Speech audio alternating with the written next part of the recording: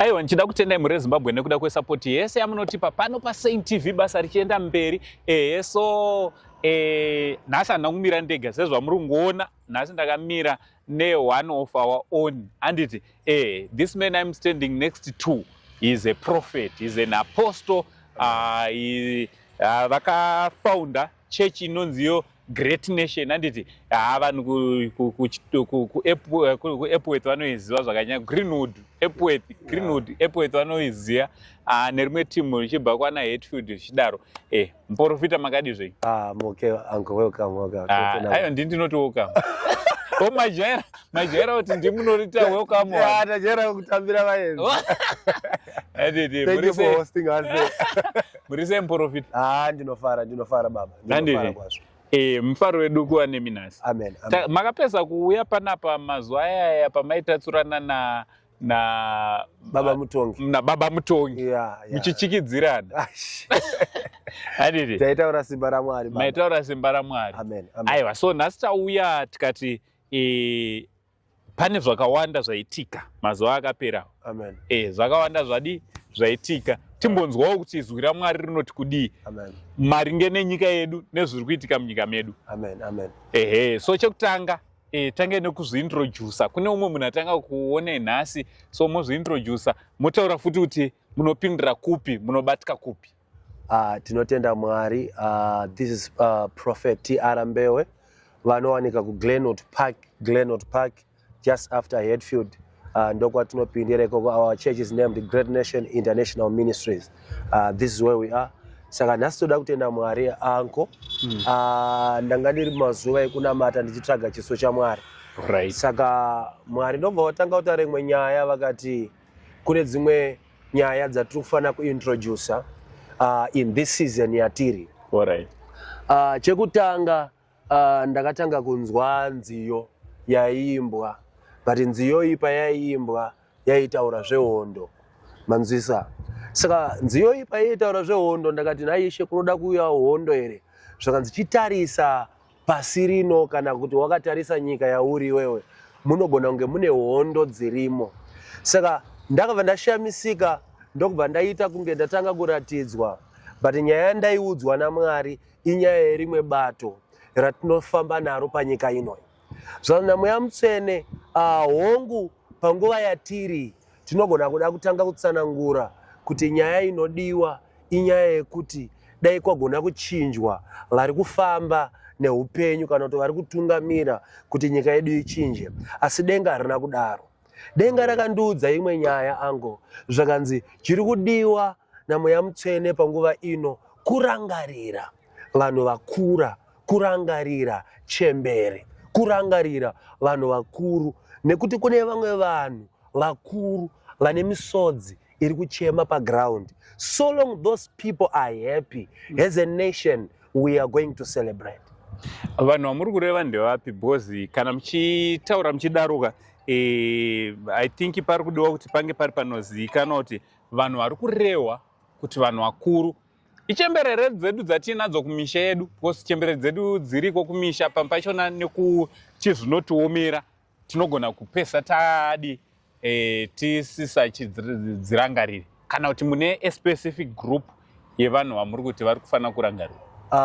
Ndobva ndadzokera pamashure. Kune mumwe murume akambotenderera pamasocial media akambonetsa, but voice rake akabuda achiti inini nevamwe varume vanonzi maovet taita nharo because isusu tiri kuti hatingarambe tichitwa izvo nokuti takarwa hondo. Murume uye izwi aitaura chokwadi, but raisava izwi rake.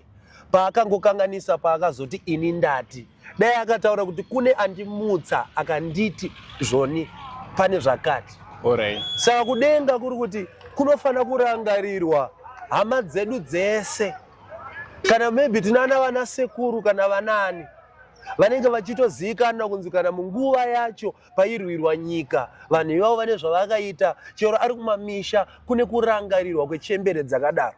Because denga rakanditi zvonizvo inini handigone kutsamwira imwe nyaya, but kunoita mukomana anenge inini angu nemakore angu andinawo anayo. Ndobva ndatanga kukambena kuita MP. Alright. Ndakambena ndaita MP angu ndobva ndahwina nekuti ndakaenda kuchikoro nekuti ndinogona kutaura. Alright. Munhu wandikutungamirira ndisekuru vangu ndotanga kuvahoresa kagaloni ke fertilizer. Alright. Denga harizi kufara nenyaya dzakadaro. Alright. Kana kuri kunzi isusu vechidiki tadzidza hongu information tinayo. But denga riri kuti vanhu vakuru vanonzi vakadeukira nyika kana kuti vane zvavanoziva kubva kare pamusoro penyika yedu. Vanhu ivavo vanofana kurangarirwa. Ndava mashoko andiri kutaura angu haazive kuchikidzira kana kuti kudii. But pane kunyungudika kwesimba kuchaitika kana kune vamwe vanhu vasina kurangarirwa munyika medu muno. Alright. Ndo zvaitaura Muyamutsvene. Saka ari kufanira kuvarangarira mune here vari specific kana kuti muri ngoti the nation in general. Okay. I know kana taakutaura nyaya dzakadai vamwe vanhu vanogona kuda kutanga kunzwisisa zvakasiyana siyana. Chikuru sei rega nditi iko zvino Mwari vakatibatsira, tine vanotitungamirira, tine vanotitonga naye. Muyamutsvene anogara achitaura imwe nyaya kuti ivavo ndo vanofana kushandiswa naMwari. Ndava kudenga kwainditi kunogona kuita vanhu padhuze vanofara navo but vasingavaudze kuti zvimwe zvinhu tine vamwe vanhu vatinofana kurangarira vasingafani kukanganiwa. Nhasi tine statue yakaiswa mutauni yakaisirwei? Zvakanaka. Vamwe vanhu vaishora vakadi patiri kurangarira ngatisambobata imwe yekuti anzi midzimu kana kudii nekuti zvitendero zvakasiyana. But kungorangarira kuti tine vanhu nyika ino haina kuuya nezvimwe zvinhu kwainamatiwa baba kune zvaiitwa panguva iyoyo but nyika yakauya neropa. Alright. Saka kune vane hama kana dzingave shamwari kunyanya dziri hama chero vamwe vapenyu vanozivikanwa kunzi ava vane ropa bo vane hama dzavakadeurwa dai vagona kurangarirwa because ndakanzwa mapfupa achitaura angu. Ndo zvakataura Muyamutsvene. Alright. Ndezvipi zvimwe zvakare prophet handiti zvamungati izvi muri kuradzwa naMwari? Because tikada kutarisa kuti munyika muno muri kuitika zvinhu zvakadi zvakawanda. Mune zvinhu zvakawanda zviri kuitika. Hamuna here zvimwe zvamungati aiwa izvi nezvizvi zvinoda kuti zvifambiswe sezvizvi nezvizvi? Okay. Chekutanga ndainzi naMuyamutsvene kunofana kuremekedzwa utungamiri. Chekutanga chimwe chatiuraya vanhu vanonzi vaprofita. Munhu akangorota angu akutokumbira nhamba dzapresident kuti ndine hope dzandarotera mutungamiriri wenyika. Zvinhu zvinofana kufambiswa zvakadai. Munhu akangotanga kuprofita paari kuprofitira ipapo akutoti thus says the Lord concerning our country. Sa muri kuti zviri kutaura zviri kuitwa nemabiye wenyu because ndimi umwe muprofita. Maprofita vamwe wenyu ziri wrong. Kune alright. Rega ndikudzosei angu hatitoda kutaura mazita evaprofita. Variko vamwe vaprofita vekuti vanogona kumbotaura kuti ndaona hondo yaitika nekuda kwekuti zvakati zvichaitika. Munyika mobva mava nerunyararo. Iwewe wakazotsvaga personal life yemunhu iyeye wozoona kuti kuprofita kwake kwaprofitwa nekuda kwekuti iye pachake atoriwo nepati yake. Alright. Ango vaprofita kana kuti vanhu vanonzwa izwi havana basa nekuti uyu ndiyo vanoda kana kuti havamude. Muprofita wandinofarira Elijah aisava nekuti unomuda kana kuti havamude, aitaura chokwadi. Alright. Anga asingatoresi rutivi. Saka maprofita amazuva ano paari kutaura pamwe pacho anenge ane dombo muhomwe. Anoprofitwa nekuti aiswa dhora muhomwe. Akaprofita unzwa kuti saidi rakanaka woziva kuti ikoko ari kudya.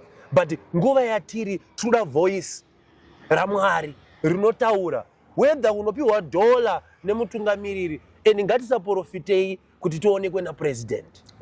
Ngatisaprofitei kuti anzi mutungamiriri ngaandinzwewo ndizowana chakati. Vaprofita